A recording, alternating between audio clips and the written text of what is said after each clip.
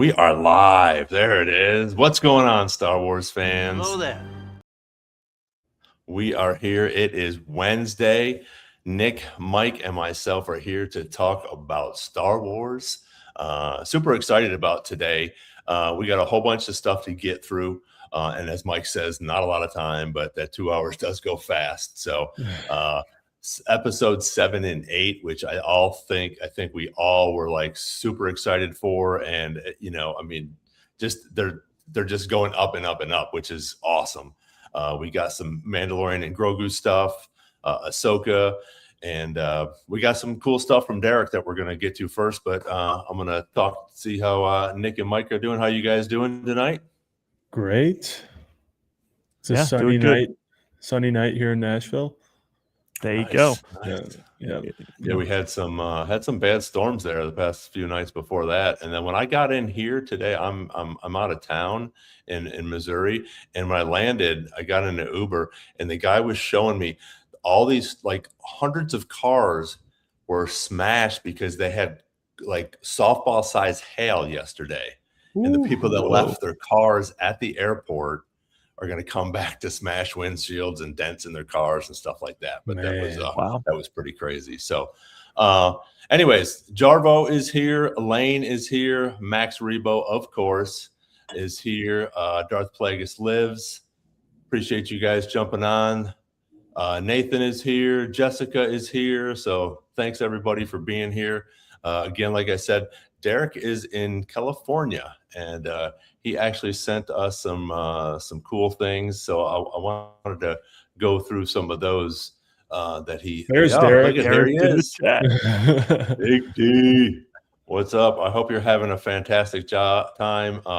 Super jealous of all these pictures. I think this is the pass. Sorry, Mike, you're going to get a little blocked out, but that's the After Dark pass. Here we can do is these, pretty cool. Obviously, a big. There we go. Big Mandalorian and Grogu push. That's awesome. And we have the C-3PO.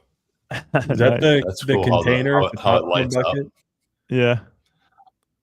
Is that? I don't know if that's the popcorn bucket or what, but that's pretty cool that the lights light or the eyes light up.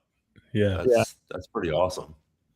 That's pretty awesome. And I have two videos. I'm gonna play the first one, and then I was trying to download the picture that he sent us with Sam coming out on stage, which is pretty awesome that he was there when Sam came out the other day or yesterday or whenever it was. But this is I think Vader. So we'll listen and watch this real quick. It's about 30 seconds long.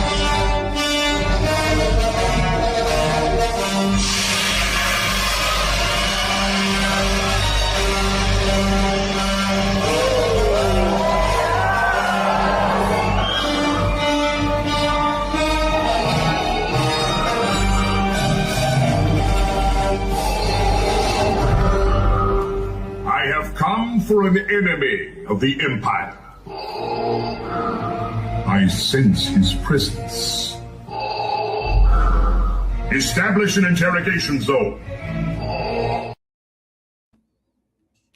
Well, that's cool. That's the first one, and this is the second one, which is pretty cool too.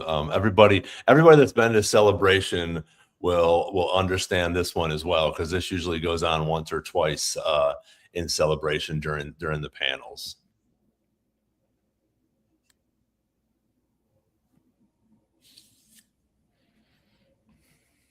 That's so cool. So awesome. Yeah. So cool awesome when they do that. Yeah. I know Nick has been there.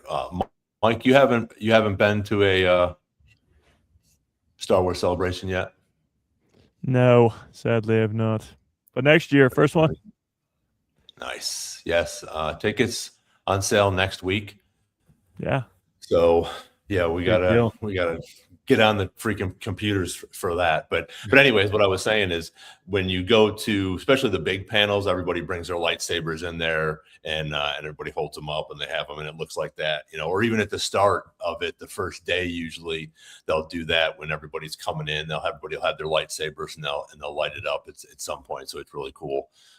at Celebration to have all those Star Wars fans. A couple quick things. Remember, we're going to do the in-person watch party up in Boston. So if you guys are coming up to Boston, we're so excited to see some of you guys come up there and spend some time with us and watch the movie. And we're giving away two flights. So if you're in the U.S. and you weren't going to come because you couldn't afford to fly, Mike and I are giving two flights away. So please reach out to one or both of us. You have to be subscribed to both of our channels, and we should be announcing it probably either Thursday on Mike's or Friday at some point. We'll put it up or reach out to whoever the winners are, and that. So one other thing. Sunday, I will actually be on the same podcast that Mike was on a few weeks ago with Brandon and John on Clan Mandalorian. So that's 11 a.m. on Sunday, Central Time. So 12. So I guess it's noon Eastern. So I'm excited about that. We'll do some predictions here, and we'll do some predictions there as well. So because it'll be before the last two episodes come out. So, which is a good segue into what we can talk about, which is this guy right here. I got one thing. Okay, go Since ahead. Derek said he has to jet, and I wanted to speak for him, which I know he probably loves. Derek, what Derek's experiencing is Disneyland Star Wars Night After Dark. And he sent us a list of the park changes. Oh, yeah. So Derek was right about a lot of these. So here's all the characters that they're bringing in to the parks. I think maybe just Disneyland. He's not here to confirm. You know, he knows much better than us. But here's the list of characters that are going to be walking around. The Mandalorian and Grogu, Boba Fett, Emperor Palpatine, Royal Guards, Darth Maul, Fennec Shand, Queen Amidala, Anakin Skywalker, R2-D2, C-3PO, Hera and Chopper, Jawas, Ewoks, Chewbacca, R5, Han Solo, Princess Leia, Luke Skywalker, Darth Vader, Imperial Stormtroopers, Captain Phasma, First Order Stormtroopers, and Frigrin Don and the Modal Nodes, which is the Cantina Band. That's awesome. So, nice. Tons. Yeah. And Derek gets to experience the rollout. So we're happy for him and want to see more. The cool part about that too is it's original trilogy characters, but it's also the Mandoverse characters, and that's going to be the big push moving forward. It's Boba Fett, it's Fennec, it's Mando, along with the goats, of course. And for those who might not know, we've talked about it a bunch, but the park initially tried to keep it sort of in universe in a very particular time frame with a particular story that involved only a few characters. They're doing away with that, and now we just get a Star Wars park. And I saw Derek can confirm this in the chat, but I saw they also have kind of expanded on the music they're playing in there. Now they're just playing legit like John Williams music, whereas before they were not. So giving the people what they want, I think. Yeah, absolutely. And it takes place, I guess, right when, or this is all happening, this big shift is happening right when Dave Filoni is in. Kathleen Kennedy just stepped down. We got a new CEO at Disney as well. Like, you're seeing changes for people who wanted changes, new leadership changes.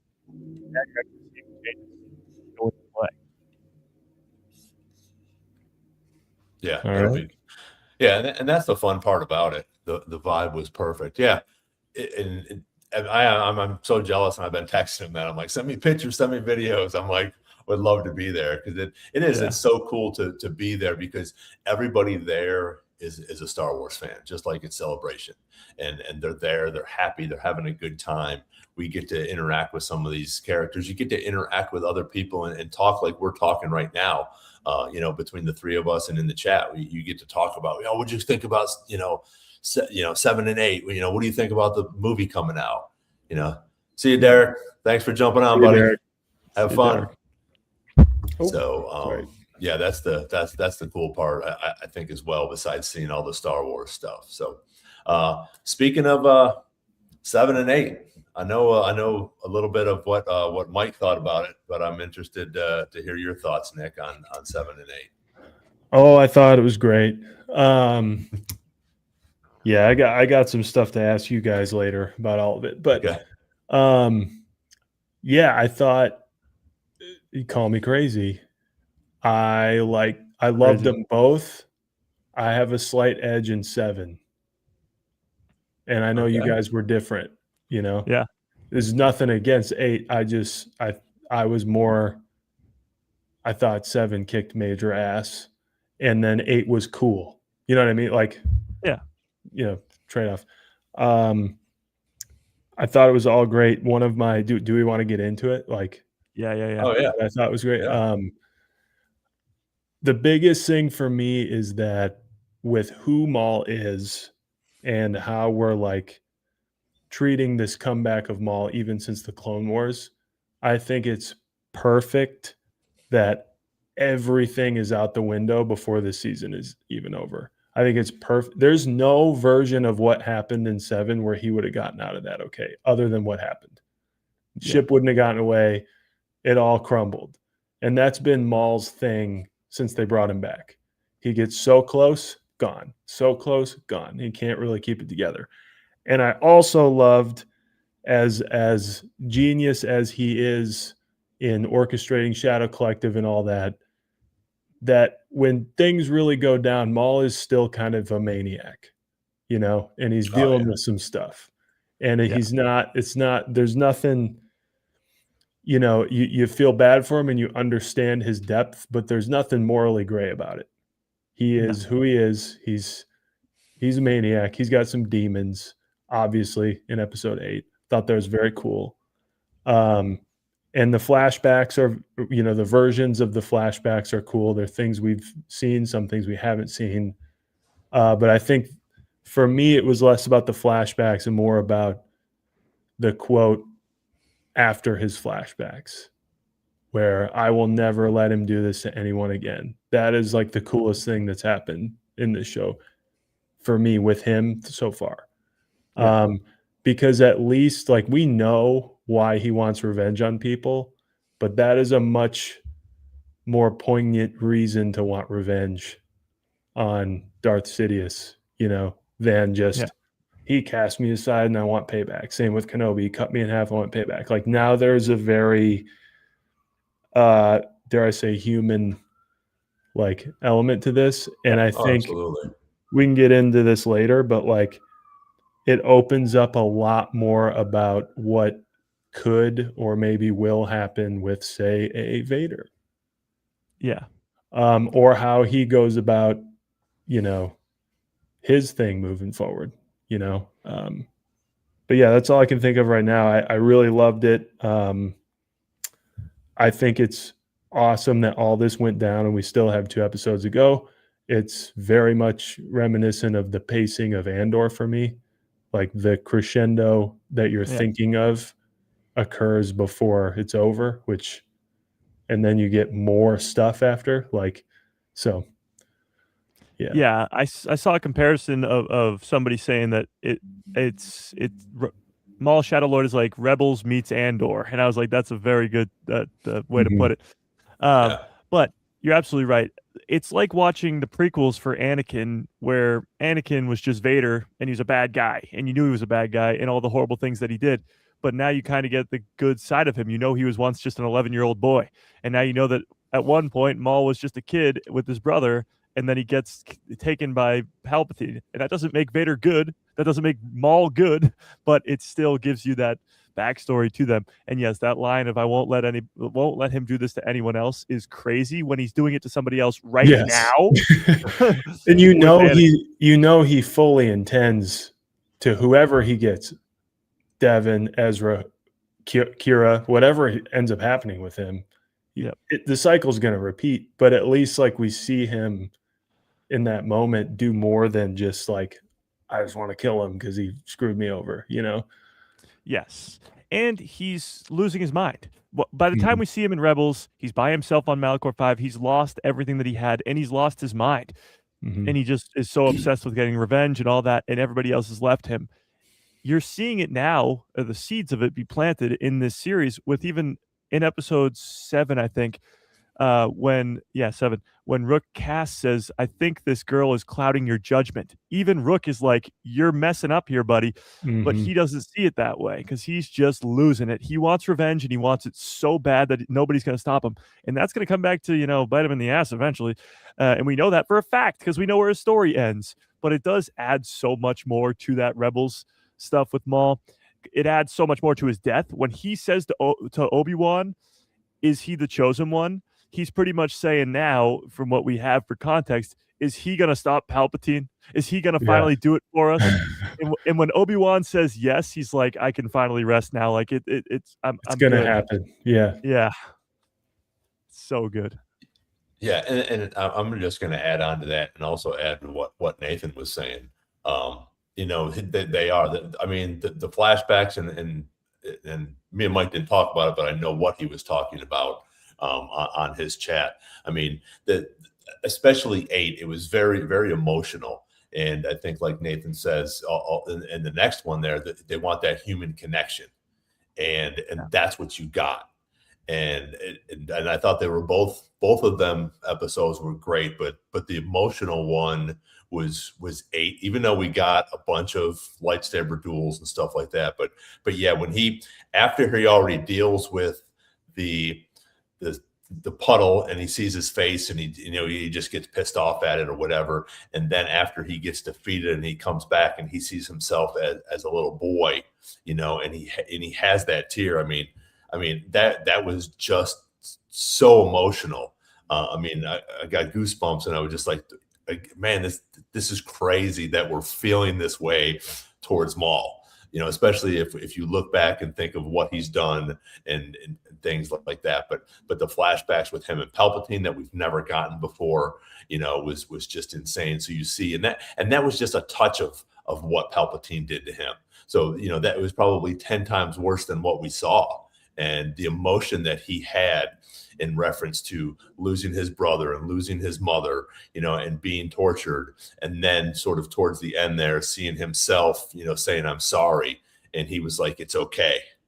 I got goosebumps now, but it was just so cool because that character, like Mike said, it's one of your top 3 or top 5. I mean, what an amazing character. And we only got him for a little bit until luckily they brought him back in the Clone Wars. And now it's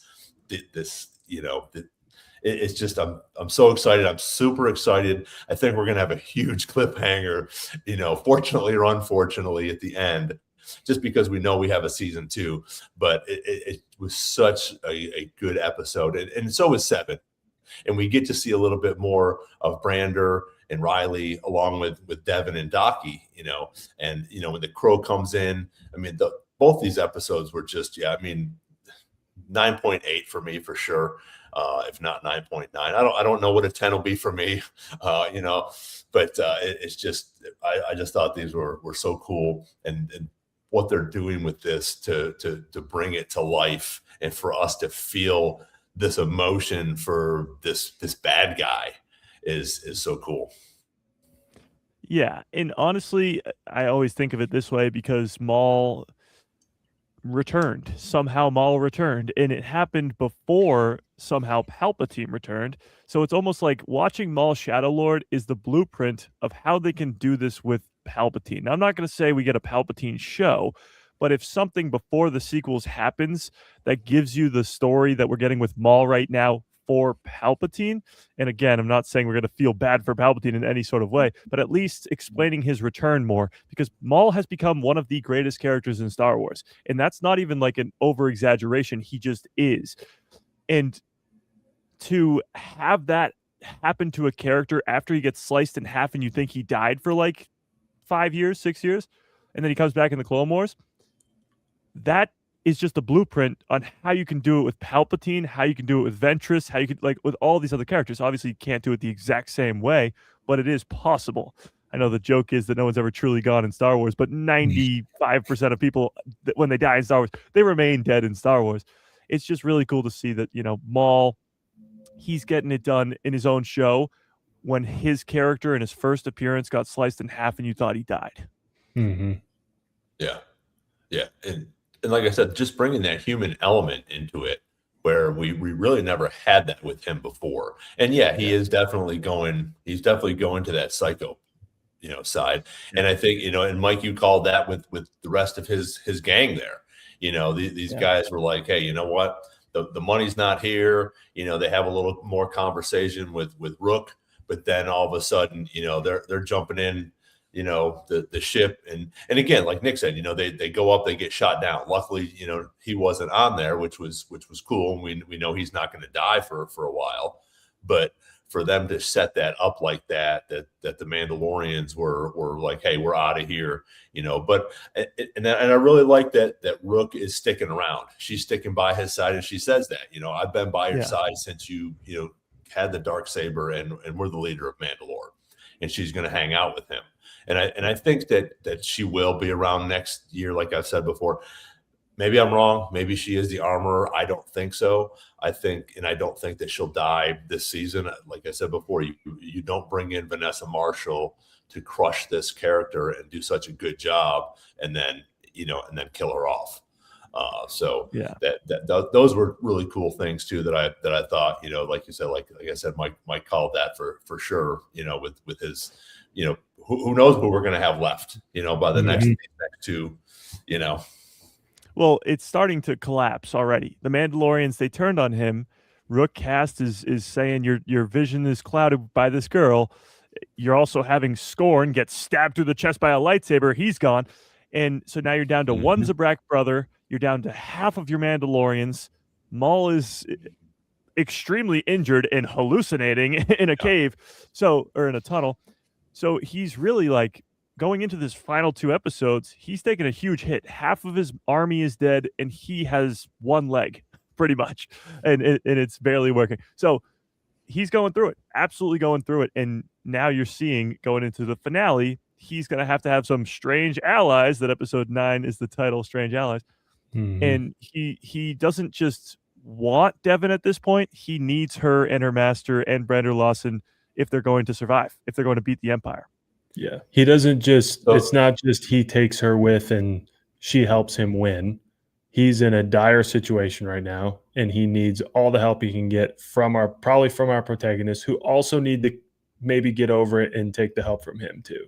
Yes. Because like you were saying, he's very injured. I saw some, I don't know if you guys saw it, but I saw I'm going to give it to him. Everything's collapsing around him. He's got a bum leg, which is really like a bum lower half completely, because it's all connected. He's losing his mind, and those two kind of whip him. And from what we've seen of those two in other areas of canon, they don't whip anybody. So yes, like, I think it shows a little bit maybe that Inquisitors can be fearsome, but also that Maul is in a very, very bad spot all around. Like we were just saying earlier, like in that scenario, there's no way he gets out other than the way he lost, But one thing that I kind of forgot until last week when we were doing this is that, like, Shadow Collective is not where he ends up. Crimson Dawn is where he ends up. Like we were talking about, like who does he get the Hutts? Does he get all these people? Like, he ends up settling, and we know from Solo, he ends up settling with running the show at Crimson Dawn.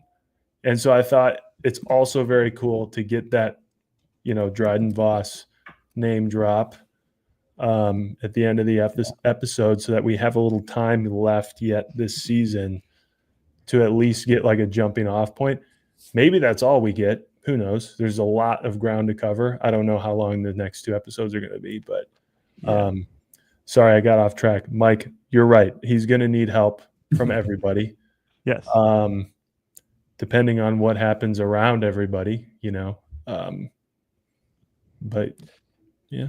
Yeah, no, I think, you're absolutely right. He's going to need help from those others. Going back to what you were just talking about with the whole people online saying, oh, Maul's been nerfed in his own show. That's what I keep hearing over and over. I'm like, are you serious? It was perfectly set up. I mean, it's just people not paying attention. He absolutely destroys Devin and Master Ego Dio in episode 4. However, in that fight, he gets kicked in the leg, and Ego Dio puts him. Still, he wins the fight easily, but he puts him in on a one leg Maul. So by the time of this episode, not only is he injured, but right off the bat, right away, they make note of he has to jump from one bridge down to another, and when he does, his knee gets effed up again. So now he's fighting with one leg versus two Inquisitors. And granted, yes, the Inquisitors have not been very powerful ever in Star Wars, but he's on one leg fighting 4 lightsabers at the same time. And of course, he doesn't win, but he doesn't lose. I mean, I also love that we're allowed to jump through hoops for anything else unless like it's a point you want to make. So like I think you can in Star Wars terms, you can reasonably headcanon that Maul's lower half of his body is probably extremely heavy if it's not interacting with like his nervous system, like they say Vader's suit is. It's very heavy and painful, but once it's hooked up, it kind of doesn't feel that way. If that thing is glitching because it's sparking at his hip, right? Like it's sparking at his hip, Kylo Ren style. Yes. Like that would mean that his entire lower half is like struggling with him carrying it, like when he was a giant spider. And exactly. I think that coupled with losing your mind and also losing your entire plan is enough to do it. Yeah. And maybe the Crow and Marok are like better, like, I don't know, maybe there's a reason the Crow was specifically sent for Maul, Yeah. That'd be interesting. That's a crazy theory that's going around out there. The theory is that the Crow is Savage Opress. Yeah, I don't like the theory, but here's the evidence, I suppose. Okay. One, if the helmet comes off in the finale and it's Savage Opress, he'd lose his mind. But he's very tall. The big thing that they emphasized was when he goes to interrogate Riley, the door opens and he's bigger than the doorway. And then the other thing would be Marok is brought back to life for Ahsoka. It would be like the, I guess, preamble to that by showing that they could bring back Savage Opress in some sort of weird way. I think it's just another, we've been Maroked. Marok going back to it, all the way back to Ahsoka. We've been getting Maroked over and over again, which is, we see a character with a mask. We go, oh my God, who's under that mask? We come up with crazy, crazy theories, and then it's nobody. Marok was the first, I guess, first in a while, I guess. And everybody thought he was Starkiller, and then Ahsoka killed him, and it was nobody. And then we got, the clone assassins from the Bad Batch. Everybody thought it was going to be Tech brought back to life. It was nobody. Mm-hmm. So I think we're just being Maroked yet again. But the other piece of evidence was when Ahsoka chops his head off, which I think, Nick, this is one of your favorite theories. When Ahsoka chops his head off, it just disappears. So he could, in fact, die in this Maul Shadowlord series. Yeah, for sure. Yeah. The tough. Oh, sorry. Go ahead. No, I was just going to say we got a bunch more people that jumped on. So we're talking about Maul and and what we thought about it. So I'd like to hear everybody's in the chat here. Give us your rating on 1 to 10 and what you guys thought of 7 and 8 while we continue to talk about it. I'd like to see what everybody thought about it. We all loved it. I know we are going to get into the thumbnail that I had up there in reference to Grogu. Grogu, maybe becoming the new face of Star Wars, and we'll get into our predictions for Maul as well. But right now we're just talking about what we thought about the Maul. Yeah, 10 out of 10, Dave, for sure. So, I think you guys are correct. And I don't think, Mike, I think you're exactly right. We're getting Marok again because I don't think there's anybody in there. Yeah. My thing as well, even though he's tall, Asajj was wide as well. I mean, just huge. So it'll be interesting if that pops up. Vegas Jedi, welcome. Appreciate you jumping on. So, I think it'll be cool to see what these two Inquisitors continue to do and how Maul is going to turn this around. Because like you've shown on your channel, Mike, the scene that we haven't seen yet is Devin and Maul fighting. Is it Morok or the Crow, and then or but one of them is no, it's Devin and Maul fighting, correct, Mike? Or not Devin, Docky and Maul fighting in the distance. So it's Devin's fighting the two Inquisitors while Docky and Maul are fighting in the distance, and it looks, honestly, from that trailer, it looks like the same bridge that they were just on in episode 7. So I don't know if they go back to the scene of the crime or something.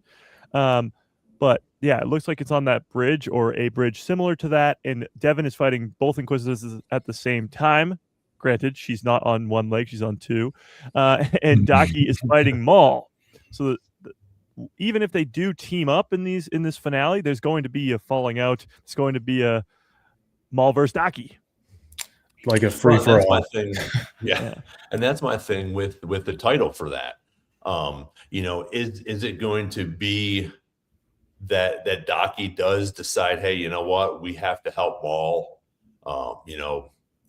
fight, and him and Devin end up teaming up with Maul? Is that going to be, or are we going to get an Asajj?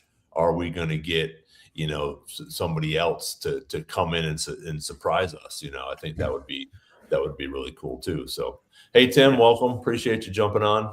Austin's in the chat.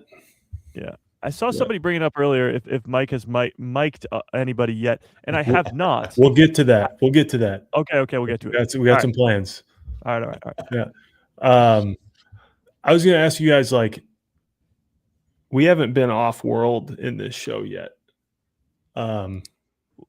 We went to the Pikes for 2 seconds, but for 2 seconds, but for the sort of meat and potatoes of the show, we haven't been yet. Kind of hard for them to do when they've been blockaded, essentially. Yeah. But does their ability to get off world in, say, episode 9 change what you think happens with these characters? Because if it happens in the last episode, you could reason that it's everything's kind of happened and Maul is going to check out Crimson Dawn, that sort of thing. But if they get off in episode 9 and, we know that there's this big fight on world where we're at, I think it changes sort of where we predict these characters to go, which way they go. Also, what do you guys think? So all we know is Marok gets killed in Ahsoka. Night Sister stuff comes out of him. A big little doesn't make any sense, but a big thing that happens in the finale of Ahsoka is using the same magics to resurrect stormtroopers that everyone's already chopped up. We know that's Night Sister stuff, but where does that fit with our thought that Maul kills him and brings him back? We know Maul's on Dathomir when he's running Crimson Dawn. We know Morgan Elsbeth ends up with Marok. So, are they willing this season to start threading that together, or is this a multi-season thing? I think it's probably a multi-season thing with all that. I think you could see Marok die in this finale, but I don't think he'll be resurrected in the same finale. And I don't think Maul's going to be the one to do it either. He doesn't have the Night Sister magic to do that with anyway. Now, I mean, I guess, Morgan Elsbeth is the one that he is sort of the right-hand man to, or the knight to, I guess. So I assume Morgan Elsbeth would be the one to do that. But Dathomir has a lot of, active people in this time. You got Terran Malicos, you got Cal Kestis coming every once in a while. There's, and his girlfriend Marin was there, a Night Sister again. So there's people there. So if Maul, by the end of the season, or even in season 2, goes to Dathomir, not only do we know that the Darksaber is there, but we know a lot of other familiar faces are there, and they might cross paths. I think we will get now that we're sitting here talking about all of this, and we have all these characters that we sort of knew were going to be there. We haven't had that cameo yet, and it's going to be interesting this week. I think that we will get a big one besides Dryden Voss. I think we'll probably get him, especially the way that it ended on episode 8. I think that we'll get him, whether it's a hologram or whatever. But to see like I said, whether they come together and that's the unpredictable one that we're not sure about, or we get like an Asajj Ventress. I think this will be one where we're all going to be. And I was going to download it this week, and I haven't yet. But that whole Joe Rogan thing, where you're like pointing and you're just freaking out, like So, but I'm excited to see who it will be, because I think they will have a big cameo in it, and I don't think it's going to be Vader or Palpatine. I think it's going to be. I was just about to say it's going to be Vader. I don't think it will, because I think so many people want that right now. I think we'll probably get that eventually, but I think it because everybody, and maybe I'll be wrong, but I would love to see somebody that we're not expecting. Like I don't know who said it earlier. Dryden's there and Quinlan's standing next to him. I mean, I would freaking, my mind would just blow up if Quinlan Voss was standing there.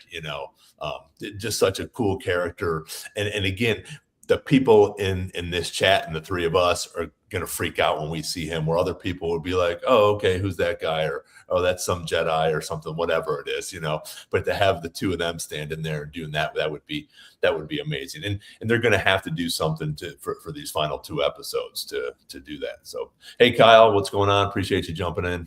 So while you guys were saying that, and we brought up Nick brought up Dathomir, I did see this earlier today, and I saved it, so I just pulled it up.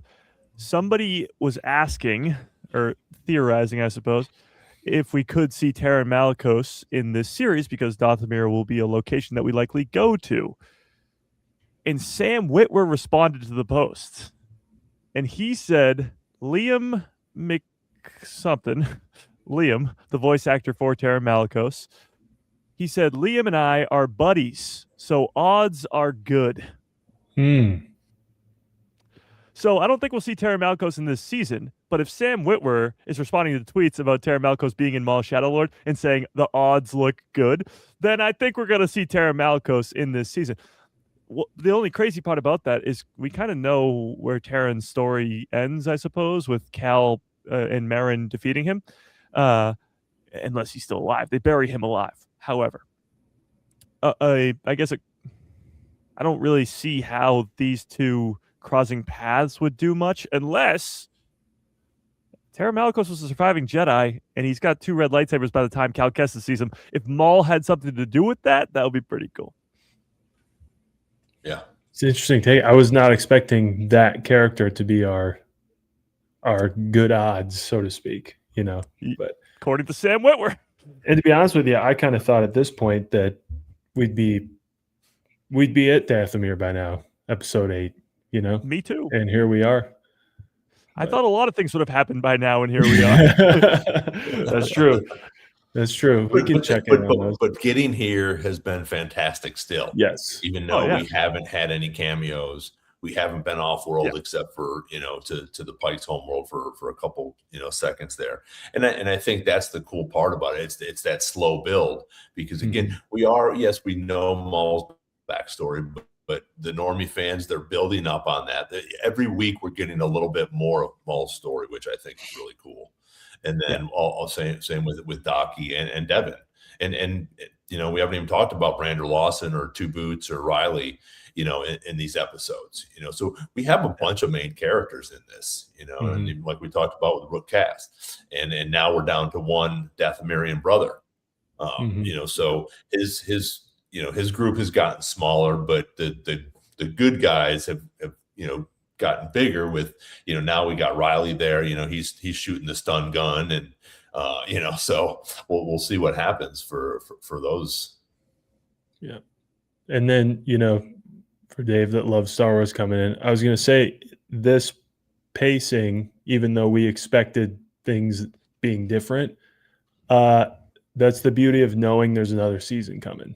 It's the beauty of them saying, probably at some point saying, you know what, we can tell this better if we can spread it over 2, or 3, whatever they end up doing. But we know, they knew they had a second before they released it, and that, I'm not saying we would have not liked it if we didn't know there was a season 2, but there's a different feeling to be like not knowing if something's coming and being like, we only have 2 episodes to wrap this whole thing up, and this is where we're at.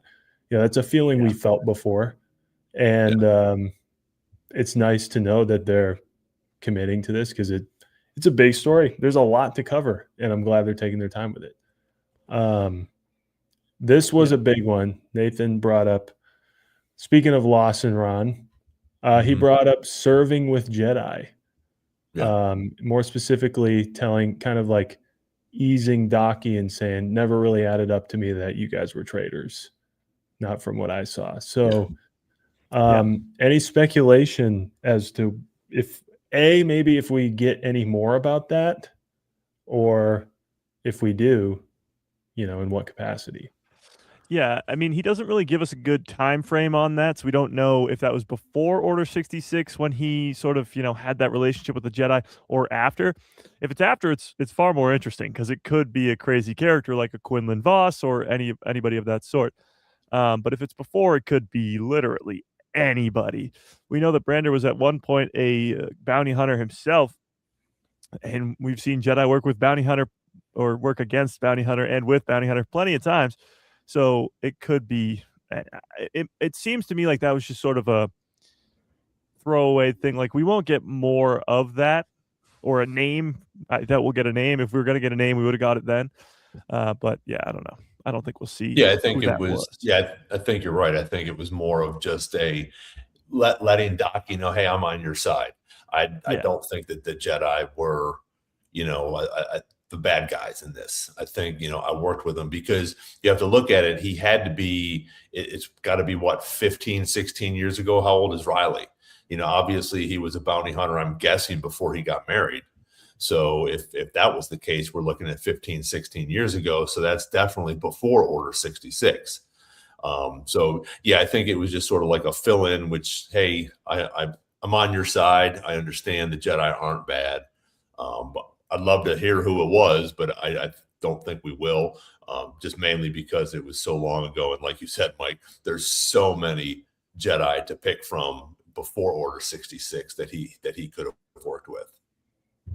Yeah, I'm with you guys. And although it would be cool to, like, if we found out it was somebody on the council, I think it served its purpose of, like you just said, Ron, like it's an interesting anecdote. I would be more interested to find out, like, we probably won't, but to find out what had happened, like what he was serving in, what was the deal, and maybe what had happened. Kind of similar to when Jod in Skeleton Crew, briefly describes his experience with the Jedi, but it doesn't really matter who it is. I am interested to know, Nathan, if you could put it in the chat, why you may be speculating that it's someone on the council, because I could be swayed, but I think it served the purpose of, like, I mean, there was just a galactic war that was brewing long before it ever even really started, so it could have been any situation. But I think it was important for Docky to hear that. It was important for Lawson and him to be on the same page, and that was kind of the point. Ooh, I like Kyler's thought right there. Keller and Beck. That'd be nice. I'd love to see some more Keller and Beck. Yeah. It's such a great character. And now that you know that he saved Grogu, I mean, come on. Yeah. That would be a cool, and maybe we can segue into that right now. That would be a cool cameo in Mandalorian and Grogu. And I do want to get back onto Maul and do the predictions and stuff. I think we all agree. And again, if you came on here, I'd love to hear. I saw a couple people putting their scores up there, but 1 to 10 on what you guys thought of Maul, 7 and 8. Let us know. But yeah, I think Keller and Beck would be cool to come into Mandalorian and Grogu as a cameo to help out, and maybe not now, maybe not in this movie. We might have got some leaks or some speculation in it, but maybe once Dave does that his trilogy. But what do you guys think of that the thumbnail I had for today? There's so much speculation now, and there's so much of this media going with Grogu and the Mandalorian, and as we see, and as Mike talked about on his podcast, Din's not going to be around, and it possibly could be that he is not going to be around by the end of this, this movie. I don't think they'll kill him off, and if they do, I think it would be the cliffhanger. but Grogu is pretty much, I think, going to be a lot of the future in Star Wars, because if we look at Starfighter, maybe he's not going to be in there, but he's still going to be around. He's still going to be alive somewhere in the universe. So it'll be interesting to see. And as much as they're pushing Grogu on us, which I don't mind at all, I think it's great. Do you think that that's the new face for Star Wars as we go into the future, besides Ryan Gosling? Marketing wise, 100% future is already here, sir. He's everywhere. If you go anywhere with anything Star Wars, he's everywhere. Hasn't even been in a movie yet. I do need to be convinced that he could be the face in terms of like carrying stories. He can't talk as far as we know. He, like, as much as everybody loves him, Din, like you just said, Din is kind of the vehicle of the story. I don't see Grogu, unless something happens, being able to like solely carry a story. The story could be about him, but the face of the story will not be him. Marketing wise, dude's already the face of the franchise. That's already happened. And it's great. It's very, very audience friendly. I think, to that point, Grogu's only going to be, dead in a couple months here, but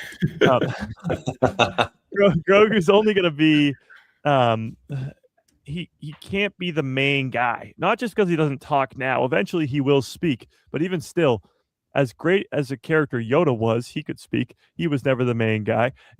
He reminds me more so of a Chewie. Chewie needs Han there too. And even when when Han's not there, Chewie's with Lando, or Chewie's with Ahsoka Tano in the Clone Wars. Like, it's never just Chewie. And I see that sort of with Grogu the same way. And I agree with you, Nick. I think he's already the face. He's been the face for 6 years now, because he's just captured the minds and hearts of everybody around the world. From his very first appearance in that first episode of season 1, he blew up the internet. And since then, all marketing, everything has been Grogu all the time. Now he's coming to the parks. Like, every shirt and whatever that people wear now is Grogu. Every toy is Grogu, related at least. So he's 100% the face of Star Wars. Whether that's a good thing or not, I feel like I've seen some people have some Grogu fatigue online. I'm nowhere close to that. I could take Grogu all day long. But yeah, I think he's definitely the future. I just don't know how much they're going to utilize him in stuff like Starfighter, the Rey movie, post-sequel content. He should be involved, but how much he will be, I don't know. Yeah, I think it'd be interesting if he were to get into like Rey's Academy, to get in there, and whether he's a teacher at that point or he is still a student, because again, he's got, especially my thing is realizing that he did 2 years with Luke. That was the big thing. Mm-hmm. He trained for 2 years with Luke, so he's definitely got some powers. He's learned how to use a lot of them, I think, and get around. But for him to be the face and the main character, I think you're right. I think he has to have somebody to go along with him, or be a figure like Yoda and come around, maybe give some advice, help some people out, do some different things, however they want to put him into the story. But he's not going to be the Luke Skywalker. He's not going to be the Anakin for so long, or the Rey, or so I think that'll be interesting to see what's going on. But as you guys both have said, and I realize, because as you guys know, because I send you pictures all the time, the collector that I am, when I go and find and see things for Star Wars, there is so many things for Grogu, whether it's a pop, whether it's a t-shirt, whether it's something new that's coming out. There's so much Grogu stuff that's out there. The posters and the little memes and everything, because he is cute. I mean, he's cute, he's funny, but he's also powerful. He touches all of us with his relationship with Din. So I think right now he's definitely the face of Star Wars, and I think he will continue to be for a while, especially if Dave puts these three, this trilogy together. I think Grogu is going to have to be the main character, if not, the supporting actor, in these movies, because he is becoming so popular, and now he is becoming so much more powerful. And once he does start to talk, that's going to be the key, I think, for when they put a voice to him, and the words that he says first are going to be the key to how they move with this, and what the fans' reactions are going to be when he talks, and how he talks, and what his voice sounds like. Yeah, for sure. I mean, him speaking is a big deal. I mean, however he sounds and whatever he sounds like, that'll be a big deal. But so was naming him Grogu. Mm-hmm. I remember when that happened and people were like, Grogu, really? And then now it's like, now it's so just second nature, I guess. But to your point, if you look at the last 6 years, 6.5 years with Star Wars on Disney Plus, Grogu's been in 4 of the seasons of television. I don't know how many seasons there are, but he's in at least 4 of them. And he's getting his own movie. Not his own, but, with Din Djarin. He's in a movie. Name's in the title. Yeah. A movie in 4 seasons is quite a lot. It's more than most characters ever get. Mm-hmm. I think it also depends on like what his path actually is, not necessarily like the plots of these movies or what he's going to do, if he's going to train or whatever. But we thought we had a good idea of what his path would be after season 2 of Mando, wondering what happened to him. And then pretty immediately we got, another deviation from it. And now we're wondering in this movie, especially Mike, if you get what you want and I get what I want, Din might be gone. And wait, who said I said? I didn't say that.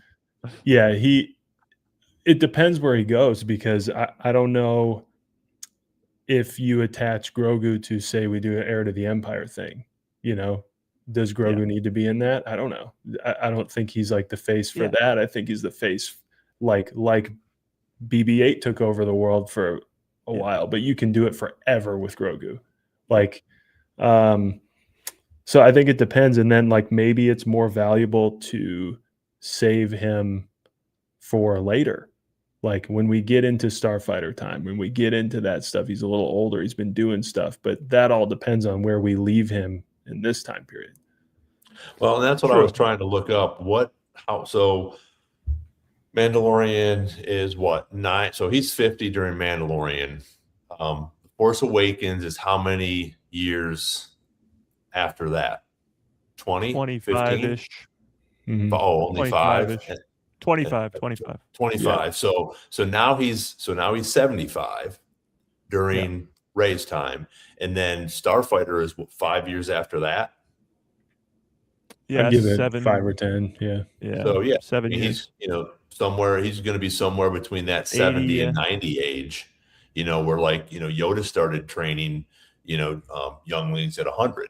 So that would be cool to bring him into, which, I mean, they probably already have this. Dave's probably already got it on his whiteboard there, to bring Grogu in on, during those new Rey movies, where he could be a full-blown, Jedi at that point, because Din's probably not going to be around, and, he's going to have a Yoda style of character in those movies, where we're not going to see him be the main character, but he's definitely going to be a major character in that, and have a lot to do with it.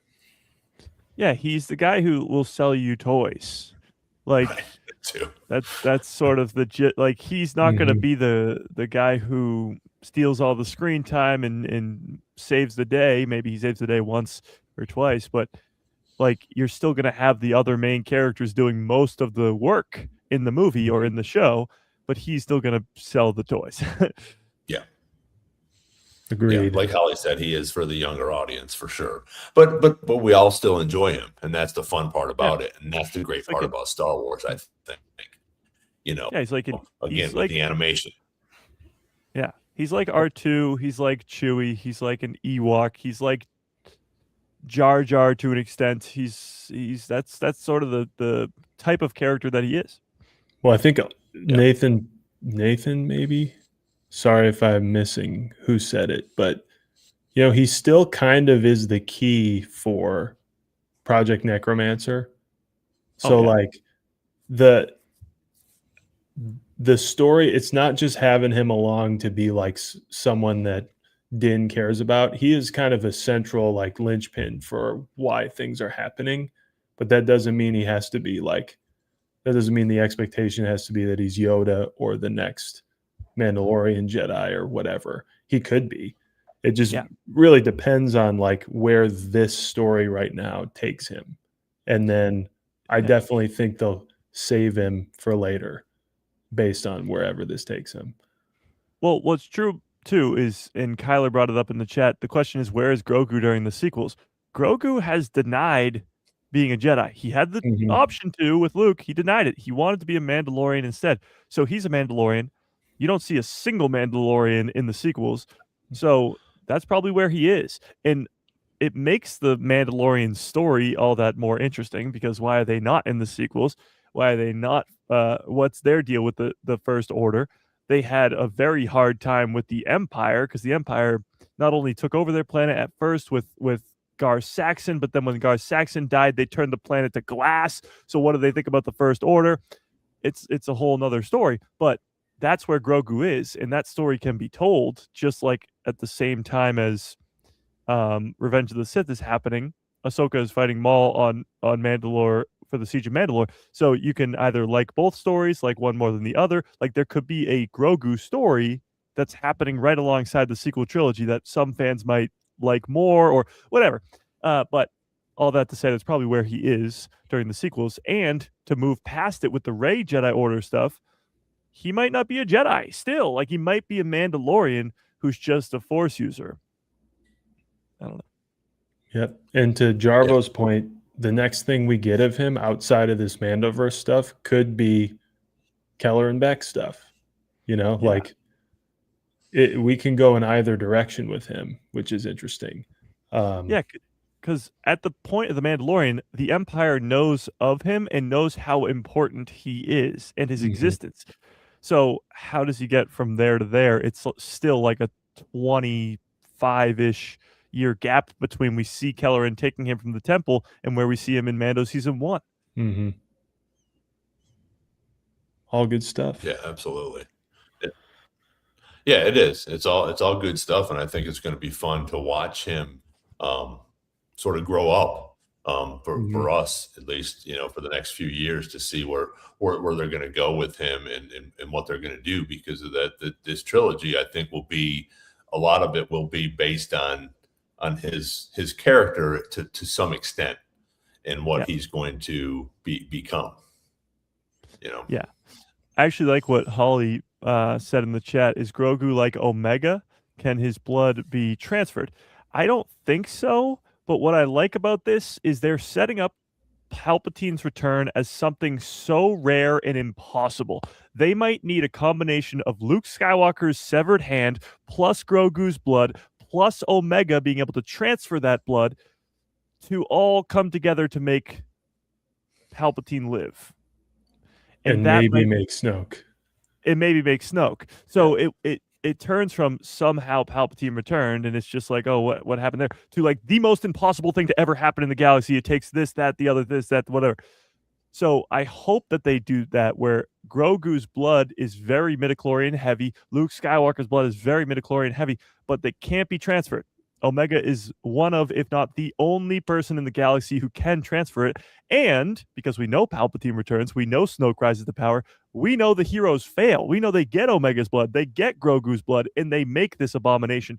So it sets up for a great story. And Omega's not even in live action yet. So yeah, well, and I think that could possibly be what they're doing, because and I know some people disagree a little bit, but because the sequels didn't do, or a lot of fans weren't so excited about the sequels as maybe they thought they were going to be, and they have to answer a lot of questions like me and Mike have talked about before, and all of us have talked about on this channel. But I think that they're trying to set that up so that there's a little bit more of an understanding, and instead of all of a sudden, oh, Palpatine has returned. I think that this can be the setup, whether it's through the Bad Batch or through all of these things that are going on right now, with Omega, with Grogu. So I think that'll help, possibly answer some questions, which I think is really cool that they're able to do that and still bring us some really cool stories in reference to that to do it, Yeah, absolutely. And I think there's so much more you can do still with that 25 to 30 years that we have leading up to the sequels with explaining all that. Because by the time of the sequels, Snoke is feared by everybody. Luke goes into hiding because of this guy. Well, because of a lot of things, but because of this guy, and knows of him and fears him. Leia knows of him and fears him. So that has to happen over these next 30 years, but he has to be created first. And just like Ron said, we've already gotten sort of a little bit of this with the Bad Batch and the Mandalorian season 3 and 2 with the cloning facility on Navarro and what Moff Gideon was up to, but still we have not even scratched the surface on what can be explained with that. And Max Rebo, yes, you did do it great. Omega and Grogu get lured to the Sith Eternal and thrown into a blender with Luke Skywalker's hand. Exactly. And that's how Snoke is created. Write that down. Yeah. I always thought he looked like a blend of all of them. Yeah, exactly. he's got Grogu's eyes. Yeah, I don't know. I think whenever you're wondering how much of this time period we have left, as someone pointed out, the future is wide open for this. Yeah. Like, this is a very, very potentially dense time period. And even though we're several years in and several shows in, I don't think we're anywhere close. But yeah, we explore it all. Yes, exactly. KG actually said something in the chat. I hope they don't get Luke's blood, or Luke's blood is not included in that. I actually really hope it is. Yeah, because if it is, that would make even more reason for Luke to go into hiding and be the way that he is in The Last Jedi, because maybe he knows that his blood was used to make that guy. So if they could possibly make an army of Snokes, then Luke's going to be like, yeah, I'm going to cut myself off from the Force and go live on an island where nobody can find me. That makes sense. And I don't want to, I truly, not because I'm not interested in it, but I don't want to near our Mara Jade talks. Hour in, we brought in Mara Jade already. But we've talked about how Mara Jade coming into canon for real could also be a linchpin for Luke being, hurt. Yeah. And one of the things that I had thrown out there is that if anyone would have that mental connection to Palpatine like Ben does, it'd be her.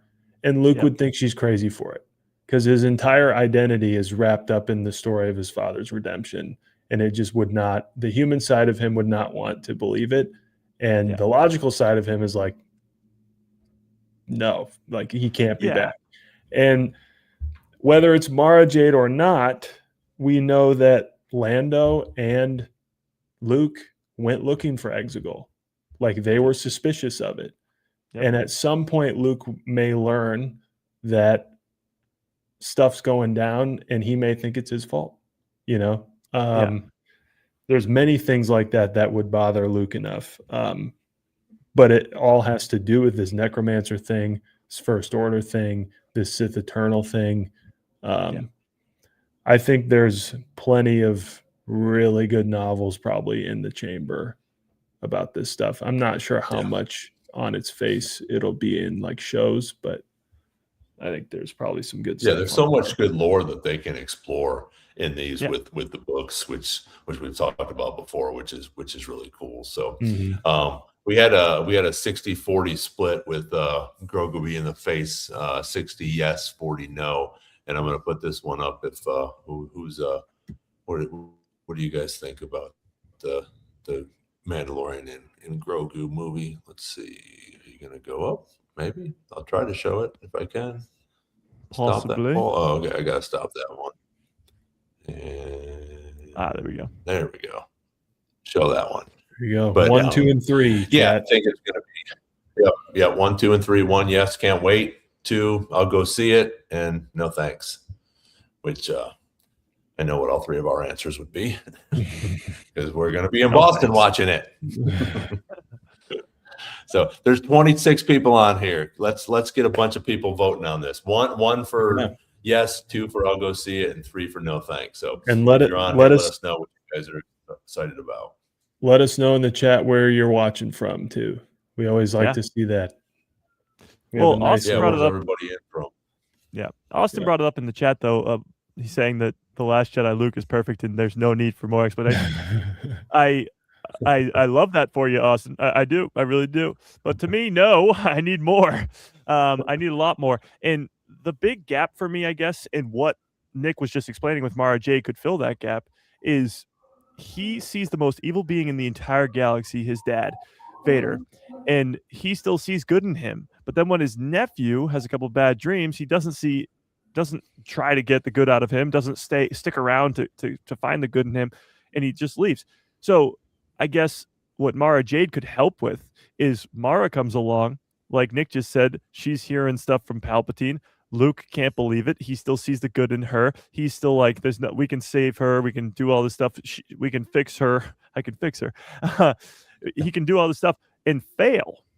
And then when he realizes that Mara can't be saved, then he's like, holy crap, maybe I'm not the GOAT like I think I am. And then when his nephew does the same thing, he's like, oh my God, this is getting out of hand. Now there are 2 of them. And then he goes off and, goes into hiding.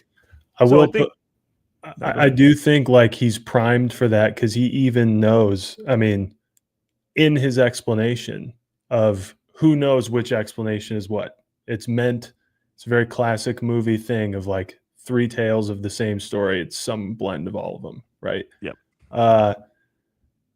But he even knows, like, the second I did it, this like gut reaction, the second that I felt that way and ignited the lightsaber, and probably read his mind in the first place. He's like, it was gone. It happened and it was gone. And I felt like a monster. And like, so Luke knows. And I do think that we're dealing with Luke Skywalker's very emotional, impulsive person in the originals anyway. And so the more examples of that, where he's not just Clark Kent, Superman, the better. And I think we got that in The Last Jedi, but I think we're kind of used to, that was the first time we heard from him in the whole sequel trilogy. So I can understand, like, I would have liked more of that. I think that's probably more of the fault of The Force Awakens, although it was really cool to see Luke Skywalker has vanished as the first words in the new trilogy. It was very cool. But it also gave us a whole movie of building this world without him. And then you have to basically try to let it fly in half of a second movie to at least set the stage so the story can keep moving. And so I think the more we add to that, the better. And I think probably what Austin's getting at is that at least his humanity was like on display of how he felt. And it would be better to get more experience of like what leads to that and what happens. Because at some point, by his own volition, I was Luke Skywalker, legend, but I don't believe it. And at some point, he's lost that faith. It's obviously with Ben, but there's more to it. There's more to going to look for the first Jedi temple and then deciding that you're going to die there. Like there's more that happens there. Yeah, and it's not that I don't think Luke could ever get to that point. I'm not somebody who's like, Luke would never do that. I could see that happening. I just need more. Like the same way if I was born in a long time ago and watched the original trilogy before the prequels had come out, then I would have been like, I need to see how Anakin turns into this beast, this absolute menace to society. I'd need to see that. And well, I thankfully was born in the right time because I got to see it. But I just, you need the explanation. Just like I wanted to see Vader fall to the dark side, I want to see Kylo Ren fall to the dark side. Mm-hmm. So, and be, lured by Palpatine. Yeah, it'll be interesting to see how all this turns out in the next few years, because I think we're going to get a lot of that answered for us, because people want these answers, especially for the sequels, as we continue to go on with some of the other things with Grogu and things like that. So I think it'll be fun to do that. So yeah. True words. It's a pretty long time ago for Wasn't me. that long ago. Do you guys mind if I take us in a different direction? Always. No, go for it. I'm gonna let me wrap this poll up. Let's see. The poll on this was so 100%. I mean, everybody, they can't wait to go see it, which I figured it would be here for us. All of us want to go see this, so it's fun. This isn't a biased place or anything. Like, these aren't Star Wars fans or anything. The data is not skewed. Yes. So I figure we return to Maul. I got lots of Maul stuff for you guys, if you don't mind. The return. Yep. Considering that we only got 1 week left of having not seen all of it. That is crazy. It's just crazy to think. Yeah. I would like to do our second to last character spotlight with you guys. All right. Wait, can we predict who it's going to be? Wait, don't tell us. Ron knows, but so you. Oh, okay. Then I'll try and guess. Character spotlight this week is obviously going to be. The chat can guess too. Yeah, chat, guess with me. My first joke guess is going to be Scorn because he died. Of course. But my real guess is going to be. Is Nick feeling villainous today? Would he go with like the Crow or? Maybe Maul himself because he went through all that crazy stuff in episode 8. I'm gonna go with final answer, Maul himself. We got a couple of votes in the chat. Riley, that'd be a good one. That would have been a good one. It's not Riley. I swear I did not tell Austin, but it is Two Boots. Oh, Two Boots. Nice. Two Boots had a big moment. Yeah, he did. Big few moments. Yeah. So I think he's going to die in the finale, by the way. But of course. No, I actually do. Yeah. So let's we'll get to that. So let's talk about it. What did you guys get from Two Boots in these last 2 episodes? Also, chat, what did you get from Two Boots?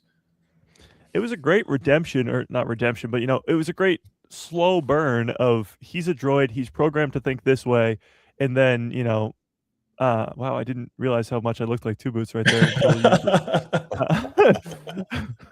But all right, here you go. Yeah, I look exactly like him. That's crazy.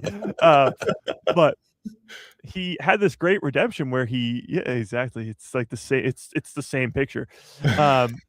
He had this great redemption where he's programmed to think that the Empire are the good guys because of protocol, because that's what the Republic had. But now he's realizing that this protocol is not working. When he offered up the cup of calf to Lieutenant Blake, and he was just like so sad about it. It was hilarious. And then Wayne, I think his name was, comes in and he's like, "What do you do? Like, the chief is dead.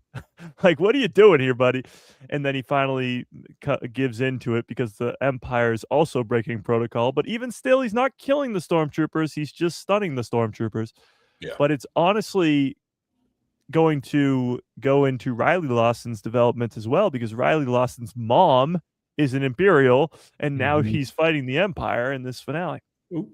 Sorry, guys. Yeah. I agree with you. I predicted that he was going to turn right away, because when Blake said, get rid of them boots, which he didn't. He walks up and he's like, look, I don't have my boots on anymore. How'd you recognize me? Which, again, the comic relief in this is awesome, and it always has been, just with the one-liners and stuff like that all through Star Wars.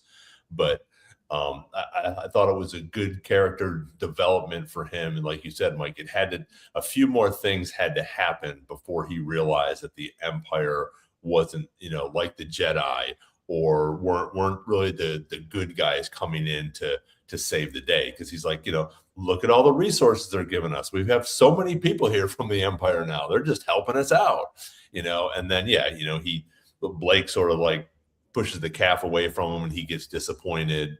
And then, then the other officer comes in and says, hey, dude, what are you doing? Wake up. This is what's going on. And finally he comes back to redeem himself a little bit, like you said, Mike. And then he's shooting stormtroopers with the stun gun. So it's like he's still programmed. I think he's very similar to C-3PO, where he has to follow his programming, and this is what we're supposed to do. What do you mean you're moving from this way? They told us to go right. Why are you going left? Yeah. I think he's still on that path, but he's seeing, hey, you know what? These are my friends, so to speak. And I want to help them out, but I also am not going to start killing stormtroopers just because I'm going to help them out. So it'll be interesting to see what happens to him. I don't know. I don't know if he'll die. I don't know if he'll get mic'd by the end of this. It'll be interesting to see, because I think he's a pretty decent character to have in the background. We don't have, the two really only droids that we have are Spybot and him. And we know Spybot's not going to die this. He's not going to die this week. So, I think Two Boots will definitely be, I think he'll be around for possibly season 2. Yeah. I think there could be a showdown between the two of them.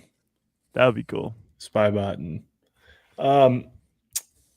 I think like the spotlight on him is because without him, they don't get out, right? Yeah.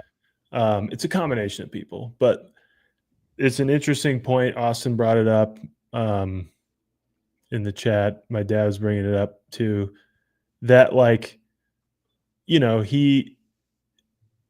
he has all this programming and protocol, but then, the thing, much like a person, is really seeing it's all this Empire stuff not going well, and he still chooses protocol. But then he sees Riley get interrogated by a very scary thing and is clearly like being held unfairly. He even says, like, you can't hold an underage person here. And they're like, screw you. Yeah. It's funny how like Two Boots as a droid, as a very human or sentient kind of change of heart or change of circuits, if you will, like a lot of our favorite droids do. K2 sacrifices himself. He cares about Cassian, 3PO, R2, everybody, you name them. But like, it's different when they're a cop and they're programmed for like those things. So even like, I thought it was a great moment when, he finally gets to Lawson and he's like, oh man, I thought you wouldn't recognize me without my boots. And Lawson's like, man, I'd always recognize you. And I feel like if he could smile, he would. It's just a nice thing. But I chose him because, we've chosen all the other main characters almost. And Two Boots kind of came through. I think we thought he would, but he really came through. I think he'll continue to come through. I would like to know, Mike, why you think he's going away. Oh, yeah, absolutely. So I think he's going to have, because you just brought him up, a very K2SO type death where they need to get off the planet. Like he's a cop on Janix, but they need to get off the planet and escape the Empire. And he's going to have to be like the guy who sort of stays behind, distracts them, or hits the button while they all escape. Like, he's going to be the sacrificial guy who is like, because here's the reality. Brandon Lawson's not going to die. Riley's not going to die. Devin's not going to die. Maul's not going to die. So unless it's Two Boots, the only other option would be Master Ego Dio, which I also think he's going to die, but he's not going to die doing that. He'll die in some sort of epic battle versus Inquisitors. So I think he will be the sacrificial, you guys make it out, I'll stay behind type thing. and obviously Riley won't want it, and Brander won't want it, but they'll be like, okay, we have to do this type deal. So that's just why I don't see a Janix police droid making it off of Janix. Yeah, it's a good point. So yeah, Ron, anything you'd like to add about Two Boots? Chat, anything you'd like to add about Two Boots? Thought he was deserving of our appreciation today. Sorry, I think I almost choked to death on my water. Whoa! No, I liked Mike's analogy on that. Sorry, where he might not get off, but I also think that he's becoming a friend, and he might get off, but he could get sacrificed, because I think that we talked about a little bit earlier, or I know Mike had said something a couple of days ago, that these next 2 episodes are going to be them finally either getting off of Janix or just sort of wrapping this whole Janix thing up. So he could be that Kanan Jarrus type of, or K2SO type of sacrifice to help them, get off. Even though they were on their way out, he was able to, hey, take out one last thing or unhook the last thing so they could take off and get out. So that definitely could make sense where we might not see him anymore. Because I was a big K2SO fan, and that was a big hurt. I mean, we knew none of them were going to make it for Rogue One. Spoiler, but yeah, for sure. Well, to that point too, I don't know what they're going to do with these characters for season 2. I guess if they make it off of Janix, you got to assume that the Lawsons will be hunted down by the Empire. Maul, obviously, we know that, but like the Lawsons, his mom is still working for the Empire. Like they're going to have to make a pretty tough decision there come the end of this season on what the hell they're going to do. But yeah, obviously Maul is going to be hunted down forever, and happy endings don't happen for him. Nice. Well, speaking of happy endings, we have the last 2 episodes coming up. Yeah, my bad. Whoops. Not here, people. It's not that wait. Not that kind of website. A kid show. Well, it's not a kid show, but you know what I mean.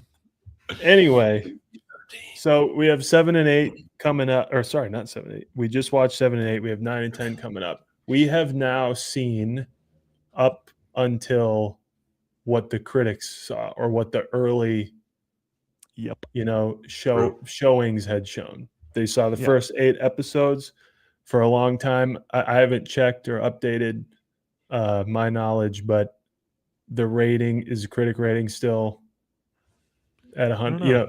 Anyway, at the time, critic rating was 100, audience rating was at 96. And we have now seen what they saw. So I'm curious if you guys if that was you and you were shown the first 8 episodes, like everyone else on that panel was, what would your rating be? Because that's where we get those numbers from. It's at a 98 right now, 98 from critics and a 90 from audiences, which is pretty high.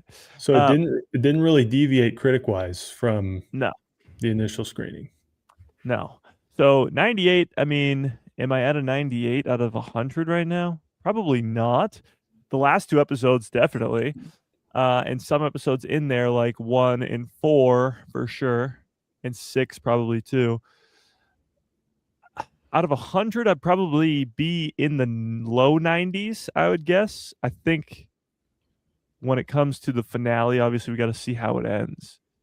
So I think, I think they were spot on with that, predicting how it's going to end, and obviously watching the first 8 episodes. Like, this is one of the best seasons of animated Star Wars we've ever gotten, and that's not crazy to say either, which is wild. Yeah. Right. Well, they posted it, that it is Maul Shuttlelord is now the highest rated Star Wars project ever, which is pretty cool, especially being animated. But I'm right around there right now. I think that it definitely could possibly go up, for 9 and 10. But I'm definitely in the 90s for sure, somewhere between 90 and 95. because again, some of them, I think they've all been phenomenal. There hasn't really been a filler episode yet. I had spoken, and I think me and Mike had talked about it a little bit with the one episode. They built up Morok a little bit. Gave you a little bit of an introduction to him, which I thought was going to be a little bit more action. But then the next episode, that's all it was action. But I wasn't disappointed in it, and I haven't been disappointed really in. I guess I was a little disappointed in it, but I haven't been like, oh, that was a filler episode, or that was terrible, or whatever. They've all captured my attention. I watched them all the way through again, which again, like Derek has said a couple of times, I think in our the four of our chat, the four of us, when you watch them back to back, like all in a row, they do make even a little bit more sense, and you do pick up a little bit more things. I know we pick up a little bit more each time that we watch these things, but it's really cool to watch them all together all at once right now. And it doesn't take up, you're not watching Andor. You can't watch Andor in a night. But you can take 3-4 hours. You can binge watch all of these, especially when we get 9 and 10 all together. And it's definitely high 90 or between 90 and 95 for me right now. Nice. What about you, Nick? Yeah, I would say, I've said it before, it's like an animation 9 out of 10 for me right now. Yeah. I try to reserve, and I've already bungled this on the podcast many times. I try to reserve like anything near a 10 for like a mind-blowing thing. I remember like Andor, I gave some episode like a 9.5, and then the third batch of episodes came out, and I was like, okay, well, that was way better than my 9.5. So for animation stuff, like I just have a different, I guess, feeling about the ranking. So I'll give it animation 9.5 or 9, because I do think like I said earlier, having this crescendo happen before the finale is a great move, because now things have to change. We're not waiting for, Maul getting off planet or them getting off planet with the same rules we went into the first 8 episodes with. Now it's like everything needs to change, and now they really have to figure it out. So I think it's fair that the critics score and everyone who's shown the first 8 episodes like we've seen so far rated it so high, because it can only go up with a finale. You would think this could have been like it could have been on a cliffhanger from here, and we still get a 2-episode finale. Not sure how long those are going to be. I kind of thought, when I would like click pause for a second to see how long the episode is, I was shocked to see it's like, in the high 20s, 30 minutes, maybe we'll get a longer one here, like Bad Batch style. Do you know, Mike? Do you know what the times are for these last 2 episodes? Have they come out yet? No, not a clue. And I mean, I don't think they'll be longer. I just don't. They have not done that much with the Bad Batch's premiere was really long, but not its finales. So I don't think it'll be much longer. Yeah. If at all. Do you think, while we're talking about this, do you think if we end on a huge cliffhanger that people will be pissed enough to take their score lower? Like instead of going 95, it's like, well, this was terrible. Now I got to wait another year to figure this out. Star Wars fans being upset? True. Is that what you're asking? I mean, I'm sure some will, but do you think it would bring that score down for fans if we get a big cliffhanger and we're not going to know about it until for another year? I'm going to say no, because I don't think that affected people's opinion of Ahsoka, and that's a pretty major set of cliffhangers. I think it actually made people excited, and sort of gives everyone the feeling that there's a lot more to tell. Now, on the flip side, the opposite happened for the Acolyte. 1 hour, 29 minutes, book it, Acolyte we're talking about. So I don't know. I think Maul's depends on the cliffhanger. It helps that we know how this story ends. You know, we don't know how Ahsoka's story ends, so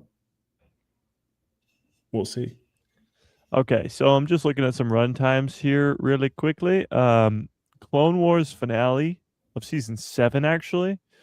So not season 1, I guess, but season 7 is the second shortest episode of the entire season. Wow. Oh, The Bad Batch's season 3 finale is like a double episode. It's 51 minutes, but it's season. Oh, I didn't mean to do that. Hang on. But its season 1 finale is only 30 minutes. It's a normal length, and then Rebels season 1 finale is another normal length. So yeah. And you have 2 of them closing out. So I mean, we're looking at somewhere. You're looking at actual, I would say, actual watch time without all the credits. You're probably looking at 40 minutes. You know, because they're probably 25 minutes. Yeah. You know, each. You know, which again can wrap it up pretty good. The way they've been doing it, like I said, they've been giving us little bits and pieces of everybody's story throughout the whole series so far. So now we just sort of have to wrap a few things up and then put it in a pretty little bow at the end, and you know, and have a cool, you know, cameo or you know, a nice cliffhanger. Exactly. Thanks, Chewie. You agree with me? Yeah. Well, you brought up numbers and views and whatever. I saw something today that Daredevil season 2, it has, so Maul had 4.1 million views in its first 5 days. Daredevil Born Again had 4.2 million views in its first 5 weeks. So Maul had 5 times more views than Daredevil Born Again. Crazy. That's pretty cool. Yeah, it just shows. I mean, Marvel, as big as it is, Star Wars is still leaps and bounds ahead of it in terms of just fandom size, I guess. Just the amount of Star Wars fans per person versus Marvel fans. It's also interesting that like we weren't even making claims about Maul, like it's not a big deal, no one's going to watch it, but we were saying like in a kind way, you know, less people are going to be into the animation than they will the movie, so not expecting it to go crazy, and it's gone crazy. You know, I mean, it's pretty much been number one. It's pretty much been number 1 on Disney Plus in the United States, at least, for its entire run. Yeah, like almost. It's dropped a couple times every once in a while, like when it's middle of the week, like now, where people are watching other things, I guess. But whenever it's the release of a new episode, it's number 1 immediately, and it's number 1 on Tuesday and sometimes into Wednesday as well. Well, and I think it's cool too to be able to bring like the Acolyte back. You know, I would almost guarantee you that's one of the reasons that the Acolyte came back and came up to number 10, and I think all the way up to number 5. You know, and it's fallen off a little bit, but again, there's so much more out there. But for that to, you know, the way that it sort of ended, not the series, but the whole thing, how so it sort of got shut down. But for that to come back, I think was because Maul was doing so good, and people were like, you know, maybe we better check out some of these other things on Star Wars. And so that's definitely a plus. And I think this will bring back, you know, and continue to bring fans to the Mandalorian and Grogu, to watch Ahsoka, to see, you know, some of these other future projects that are coming up, because Maul Shadow Lord in animation did so well, and people were so stoked about it. And I think that's great for Disney, just and Star Wars and all of them to bring us. Well, May the 4th is coming up this coming week on Monday, and I mean, I pretty much guarantee the whole top 10 on Disney Plus that day is going to be all Star Wars. But it will be interesting to see how much, when it comes closer to the Mandalorian and Grogu movie, like if the Mandalorian show gets into the top 10. Like if people go back and watch before just to like I think so. refresh or whatever. Yeah. Or they'll retroactively do it and be like, God, I got to watch it again. I think that'll happen more than anything. Yeah. Especially with people who may have seen it and were like, I forgot how much I liked it and go back after. Yeah, because you definitely got to start watching it now if you Mhm. want to try to get through it by, Yeah. May 21st. Because I mean, they're decent, sized episodes, and you have what eight each time. So I mean, Mhm. you're looking at a good watch time, unless you're going along and binging it all weekend or something. But if you want to try to watch it periodically the next month or so, you got to start now to finish up. I'm in the middle of season 2 while I'm watching Maul and Rebels and a couple other things at the same time, but I want to get through this next season and a half of Mando so that we can roll right into it. And it's just good. It's expected to be good anyways because of what we've seen so far. Mhm. Well, yeah. No, I was just gonna say I'm watching it right now too. I'm in season 2 right now, so we're getting ready for sure. I did just see though that Andor season 2 episode 4 and 6 premiered a year ago today. 4 through 6. Wow. Jeez, That's crazy. that is crazy. Time flies. Again, what's also crazy is we're staring down the finale of Maul, and we were wondering when we'd find out it was coming out. It's been a long time coming. The finale is all that's left. I think we would probably like to hear from the chat on what are some things you're expecting from the finale? What are your speculations? And I thought we could talk about probably the biggest speculation this whole time since the show was announced. The Vader question. Oh, okay. I thought you were gonna pull something else up actually. The Vader question. Yeah. This was asked not just when the Maul series was announced, but I know us who were watching Rebels season 2 finale, wondering, Maul knows who this guy is. Yep. All this kind of stuff. So I'm wondering, is that in play this season anymore? I know we had made some, claims of what we thought would happen. Mike, you've already alluded a little bit tonight of what you think the possibility is, but where are you guys at on that? Because I think for a lot of these characters, i.e. Daki, even Maul's situation is much different than we anticipated. It's much more of a fleshed out first season, low and slow, but it's great, Yeah. So where are we at on that? It's a big question. Seems like one that at some point will be answered. These two characters will cross paths at some point in this series, whether it's season 2 or 3 or 4 or whatever. I don't know. I think, they won't cross paths in this finale. I don't think so. But that doesn't mean that Vader won't be in the finale. I think it'll be something sort of like a hollow message at the end, like maybe Marok or the Crow. One of them comes out, probably the Crow, alive.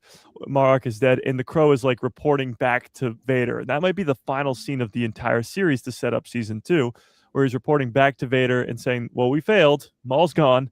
And then Vader sort of has to do his Thanos of, fine, I'll do it myself. I cast my mind back to Rebels season 1, and I can't remember if Vader is in that season or not. He must be, because he talks to the Grand Inquisitor. But the Grand Inquisitor's death at the end of season 1, spoiler alert, when he's fighting Kanan and he's hanging onto the ledge and he lets go because he says some things are scarier than death. And then he lets go. And that thing is Vader because he's horrified of Vader. And he says, you don't know what you've unleashed here today. So I think we'll get something like that. Somebody warning Maul of Vader, because as much as Maul knew that Anakin was being groomed, we don't really know if he knows like Vader's still alive or Anakin's still alive. We don't know his take on all that. So maybe something that revolves around him. Cliffhanger, of course. Cliffhanger for Vader. But I think he will be in this finale. I think he will. Yeah. Ron? I'm not sure. I'm 50-50 on the Vader thing because I think we're all expecting it, and I don't know. Again, they've surprised us with so many things. we're still, like Mike had said yesterday, we still have no idea what's going on in the Mandalorian and Grogu movie. As much as come out, we still have no idea. So I'm 50-50 on it, which I know is sort of a cop out, but I think there might be something different in it. I think they've talked about how we don't know how Devin is actually going to end up. We all were hoping that maybe this could be, the canon version of Darth Talon. I don't know if that's going to come to fruition at this point. And same with Vader. I think we might get something a little bit different. Again, it could be, Dryden Voss and a couple of different things with that. But they're definitely, like you said, there's definitely going to be a cliffhanger, Mike. We know season 2 is coming, and we're all excited about that, which will be great because this season has been so good. But it'll be interesting to see who these cameos are, or who these people are that maybe possibly come to help Maul. But I think we could get a Vader mention. We could get a possible hologram, something like that. But I agree with you. I don't think we'll get a fight this season because I think too many people are expecting it. And I think it would be fun to get somebody else in there to finish this season off with. Yeah. Before Nick gives his take here, Max Rebo might have the comment of the day. Rookcast will change her Facebook status to "It's complicated." That's the crescendo of the series. That's so good. That is so good. Jarvo says Vader will appear right at the end of 10. What if Palpatine shows up with the Inquisitors? I don't think we'll see Palpatine. I just don't think we will. Yeah, I've heard a lot of people say that he's too high on the food chain to even mess with the Inquisitors. But again, him and Maul have that connection. Obviously, as much as he has severed it, it's still like a little, still a little thorn in his side that he I'm sure he wants to get rid of. So it'll be interesting. Go ahead. I just think that's what they're going to save it for. Like, they're going to save whatever finale of this series is for the Palpatine or Vader showdown, whatever that ends up being. So, as Nick even mentioned, this has been a slow burn this season, a great slow burn, but a slow burn on Janix. We're not going to go straight to Palpatine in the finale just to, because we need to. I think the Palpatine stuff will be the end goal, clearly. But yeah. Mm-hmm. All right, Nick, what do you think? Vader, yes or no? I think yes, in the way you said it. I think it'll be indirect. I thought going into this series, especially before we knew about season 2, that Vader would be kind of the reason why everything falls apart for him. And that has already happened, right? Yeah. Like, it's already happened with 2 Inquisitors. I think a big deal for Maul in this next, 2 episodes is I think we all believe he's going to get his lick back on these 2. He's either going to kill one of them and eventually bring him back, or just burn his way through Janix to get out. And then we get some Crimson Dawn set up or whatever. And I think Vader may be alerted to that in some way. I think he'll get a mention. I think there'll be something Vader-esque or mysterious that we might interpret as Vader in it. I think a cameo that I would love to see, that I'm just imagining, is like a parallel to Sidious and Maul in the Phantom Menace talking on his little apartment bridge that he killed, or that he eventually, I think, kills Plagueis in or something. I think it'd be cool for like Palpatine to be telling Vader something in person about like, here's a problem. We gotta keep an eye on this. Because the thing with Palpatine, Sidious, whatever you want to call him, is I think it makes sense for his attitude toward, say, Obi-Wan Kenobi, who is a very real threat, and Vader's not wrong in wanting to go after him. But like, Palpatine doesn't respect Jedi like that. Palpatine doesn't worry about him. He's like, we basically have them screwed. I don't care. Maul, I think, is different for him. One, he's a thorn in the side, like you just said, Ron. but two, like there's an arrogance to Palpatine. Is like, well, I trained that guy, so he is a threat, you know. So Yeah. I think maybe sometime he'll get involved.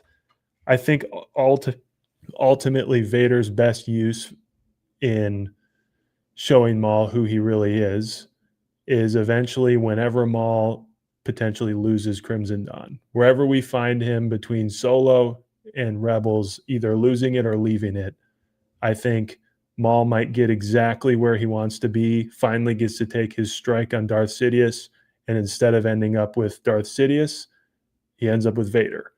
The same way, instead of ending up with Kenobi, he ends up with Ahsoka. And I think Vader just annihilates him, and now he's got no recourse but to go find a super weapon, you know, and he runs into him again. And he's like, well, I guess the one thing I could do is go kill Kenobi if he's alive and lose my mind. I don't think that happens this season. I don't even think it happens till, I don't know if we'll get that in this series, but I think Vader is the one who puts Maul in the spot that we find him in Rebels. And we have a lot of time before that, a lot of stuff before that.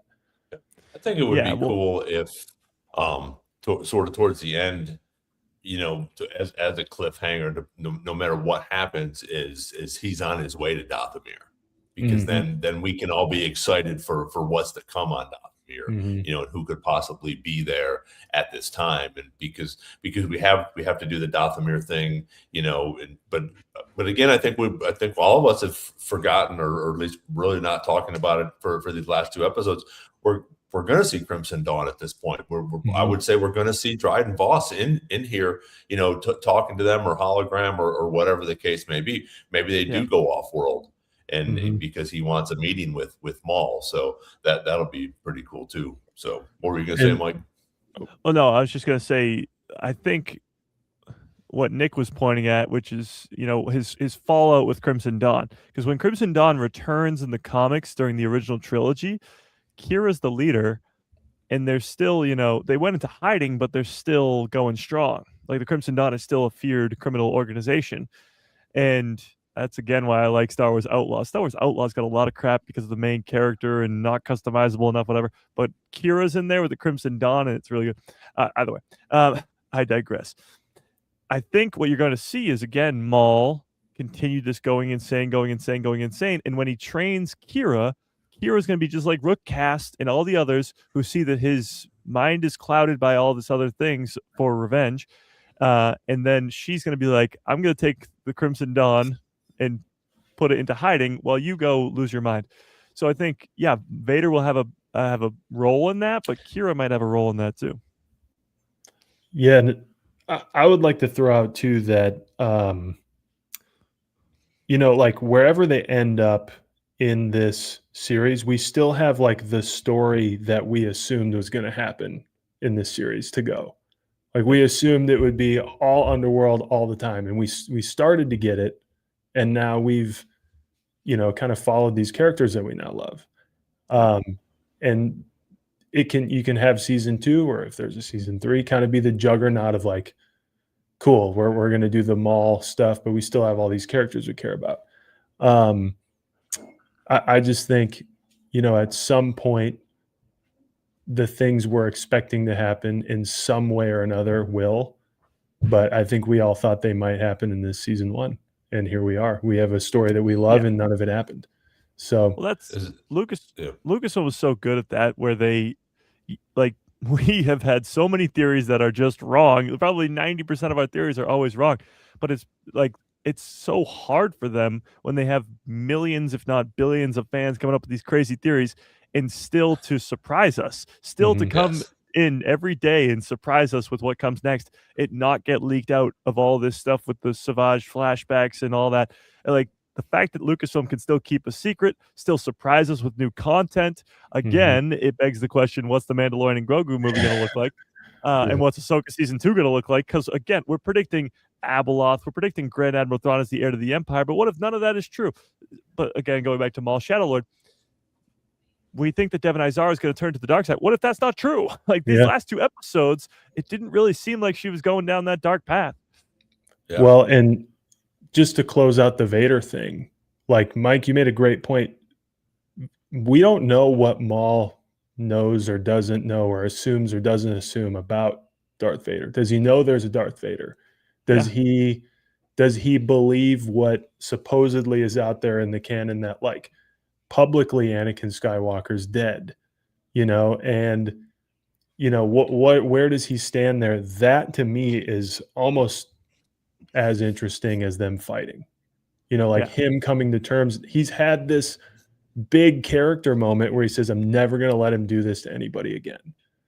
And he may not know he may have to learn about Vader like Ahsoka did, that's the thing is he doesn't care about Anakin Skywalker. Doesn't seem like in the Clone Wars he has any, before Anakin Skywalker was Anakin Skywalker, he tried to run him over with his bike. But,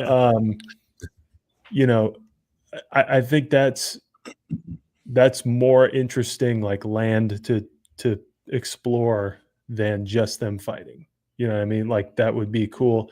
And I'm always up for as many simulated throne room scenes for Vader as we can possibly cram into his life, because I think it makes the one with Luke, we have a kind of throne roomy scenario with him and Ahsoka. We have kind of like it's him facing something and then choosing to remain Vader. He does it before he's Vader. He does it with Dooku. Like all these. He does it with Mace Windu. All these things where he's left with the choice and he chooses Vader, and finally he chooses his son, chooses Anakin Skywalker in Return of the Jedi. I think Maul could offer one to him. I think Maul's a great vehicle for one of those scenarios, especially now that Maul's resolved to say, I don't want him to do this to anybody else. And maybe that's where we get like the best side of Maul that we've ever seen. And then that also fails, Go ahead. Sorry. No, I was just going to say, yesterday in my live stream, I came up with a very similar theory. So great minds think alike. Hell yeah. I took it to the next level. I said, what if Maul gets to Anakin? Because again, he says, I won't let anybody go through this again. He gets to Anakin, tells him what happened with him, knows what he's going through, because Anakin is still in this suit that Palpatine created for him that has limits on it so that Palpatine can keep a leash on him. Mm-hmm. What if the two of them actually, like, they're in the room with Palpatine or something? I don't know.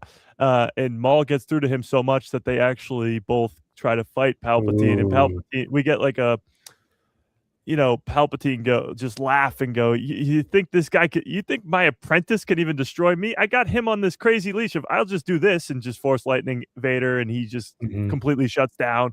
And then he's like, and then he just beats Maul again because he can easily. We've seen it on Mandalore and in Clone Wars. That would be awesome.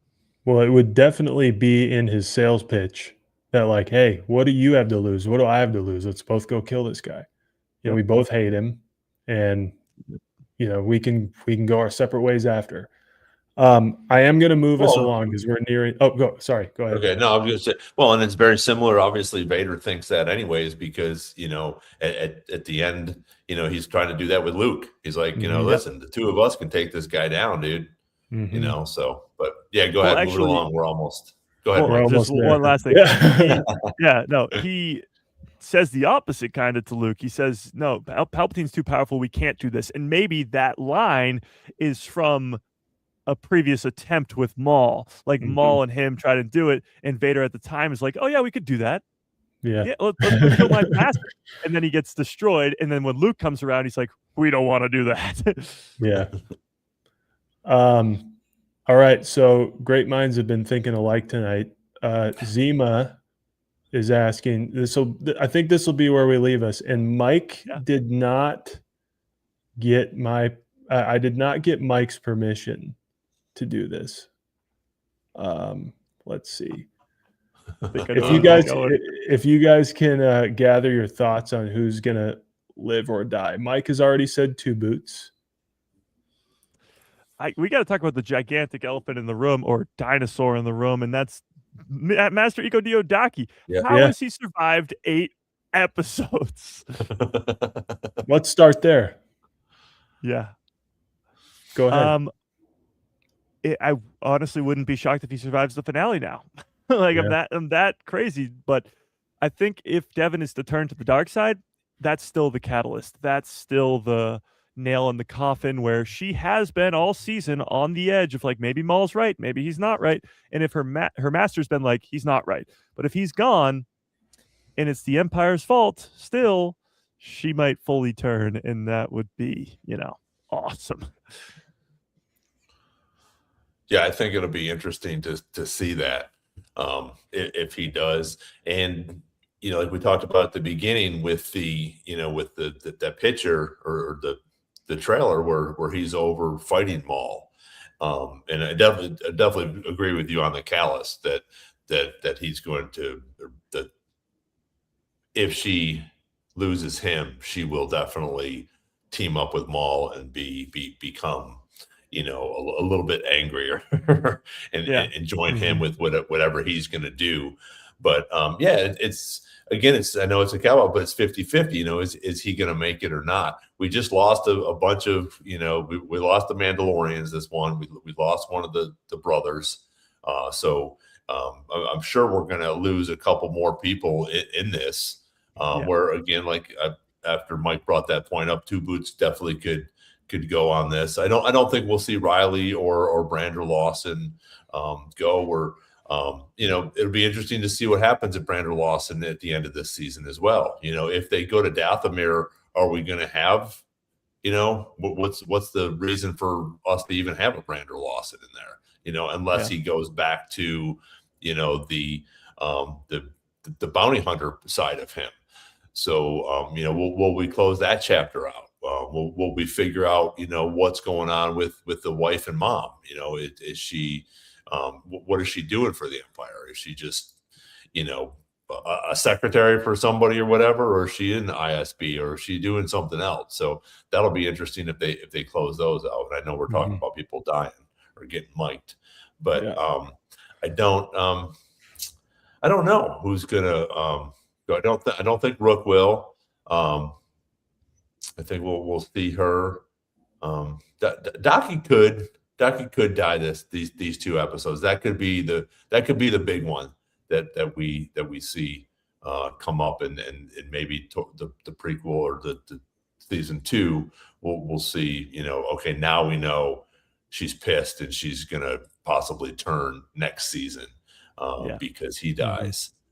But is what's his name still around? The little gangster. Vario. Yeah. So is Vario gonna stay for when he goes to Dathomir? Because that could be a good, if you have a gangster on your side already that's gonna listen to you, just like the Pikes now. You have he put that one Pike in charge and said, listen, you're in charge, but you're still listening to me. So Vario could do that as well. So what about you, Nick? Well, I think this is a segment we can return to. Again, everybody, Mike did not give me permission to do this, but what we're talking about is called the mic drop.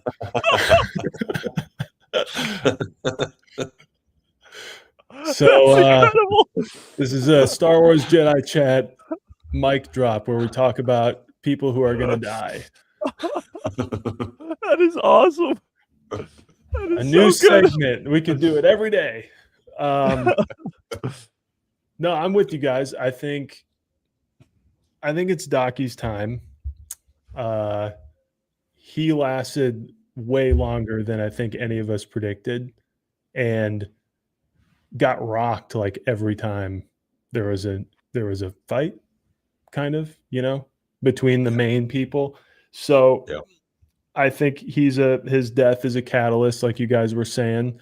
And I think oh wait, here we go. Here we go, Chet. Now I just need a scythe.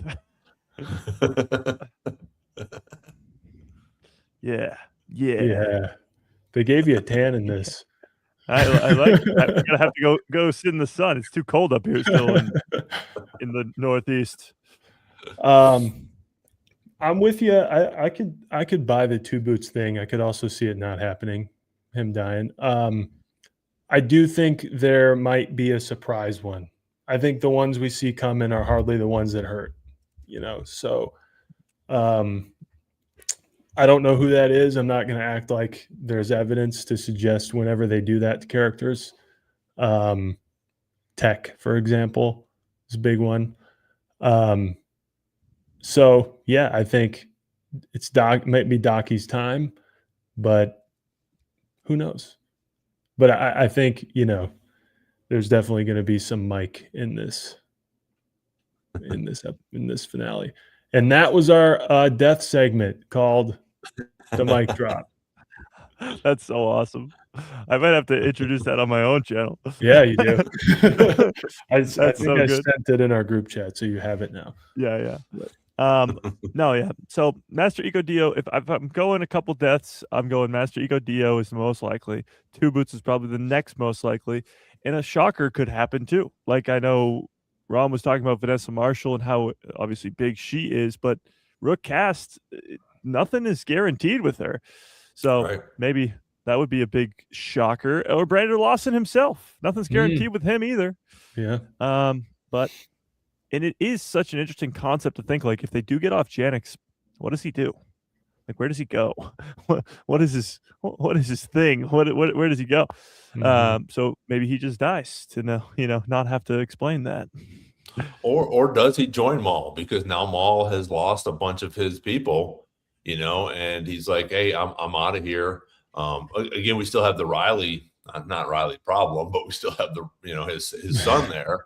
So what is he's not going to just bail and leave his son? Because obviously throughout the series, that especially these last few episodes, he is very worried about his son and his family. Yeah. So, but we could see him join Maul and go back into the bounty hunter status, because now Maul is going to need some people to continue to move on.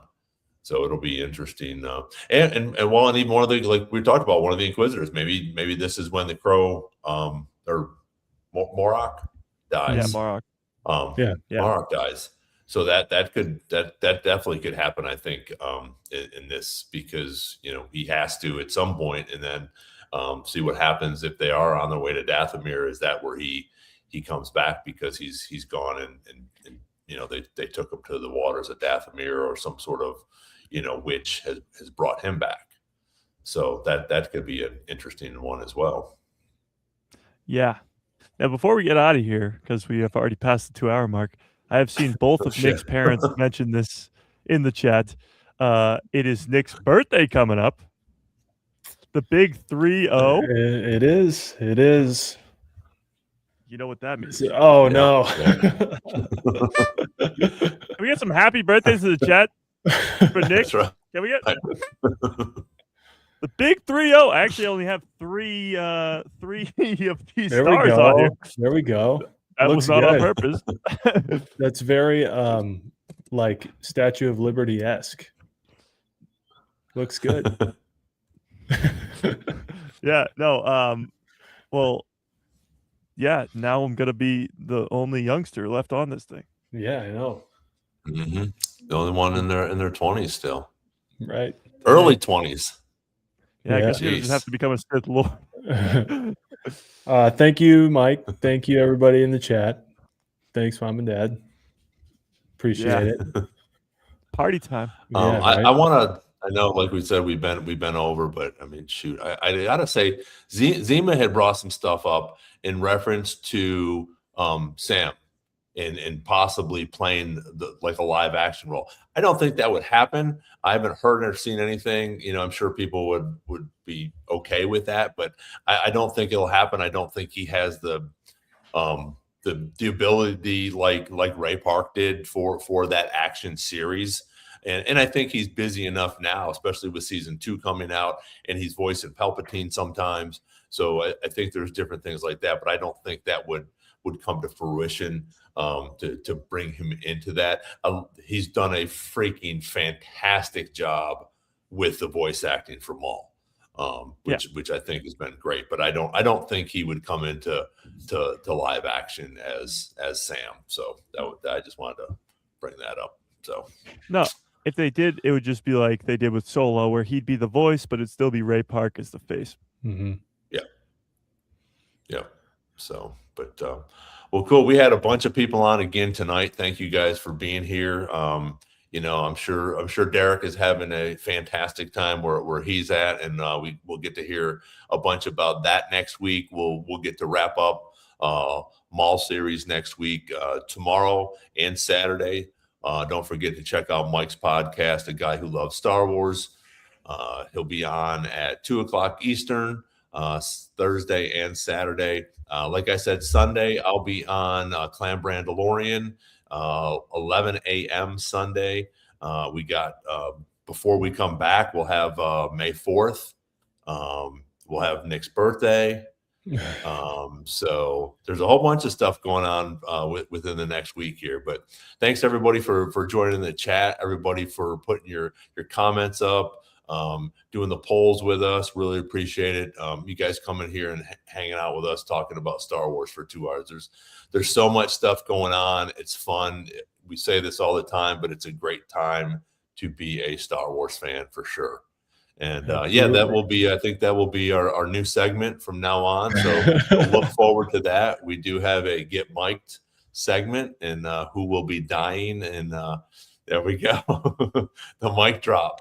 It gives me like the Henry Cavill chin too, you know? Yeah, I don't very have distinguished. that in real life. So, but anything from you guys?